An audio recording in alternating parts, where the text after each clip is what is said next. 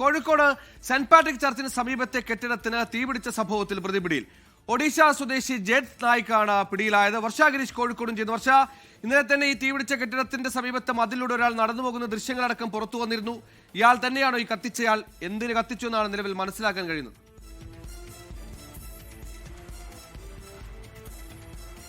സുഹേൽ, പ്രതി പിടിയിലായിട്ടുണ്ടെന്നുള്ള വിവരമല്ലാതെ കൂടുതൽ വിവരങ്ങളൊന്നും പുറത്തു വന്നിട്ടില്ല. അല്പസമയം മുമ്പാണ് ഈ പള്ളിക്ക് സമീപത്ത് വെച്ച് തന്നെ പ്രതി പിടിയിലായത്. പള്ളിക്ക് സമീപത്തുള്ള ഒരു മന്ദിരത്തിൽ ഭക്ഷണം കഴിക്കാൻ വേണ്ടി എത്തിയതായിരുന്നു പ്രതി. അവിടെ നിന്നുമാണ് പോലീസ് പ്രതിയെ പിടികൂടിയിട്ടുള്ളത്. എന്തായാലും ഒഡീഷ സ്വദേശിയായിട്ടുള്ള ജയത് നായിക്കാണ് പിടിയിലായിട്ടുള്ളത്.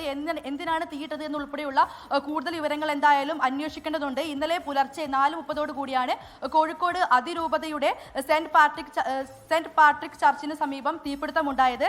തീപിടുത്തത്തിൽ വലിയ 8 ലക്ഷം രൂപയുടെ നാശനഷ്ടം ഉണ്ടായിട്ടുണ്ട് എന്നുള്ളതാണ് വിലയിരുത്തൽ. കത്തിയത് പള്ളിയിലെ മതബോധന ഓഫീസാണ്. ഈ തീയിട്ടതിന്റെ CCTV ദൃശ്യങ്ങളും പുറത്തു വന്നിരുന്നു. CCTV ദൃശ്യങ്ങളിൽ ഒരാൾ നടന്നു പോകുന്ന ദൃശ്യങ്ങൾ ഉൾപ്പെടെ ഉണ്ടായിരുന്നു. ഇതാണ് പോലീസിന് സഹായകമായത്.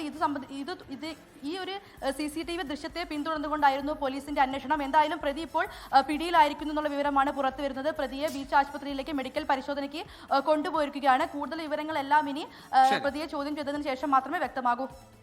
ലോകത്തെവിടെയായാലും ഏത് സമയത്തും 24 വാർത്തകളും ഓഗ്മെന്റഡ് റിയാലിറ്റി പാക്കേജുകളും എക്സ്പ്ലെയിനറുകളും വിശദമായി കാണാൻ ഞങ്ങളുടെ YouTube ചാനൽ നിങ്ങൾക്ക് സബ്സ്ക്രൈബ് ചെയ്യാം.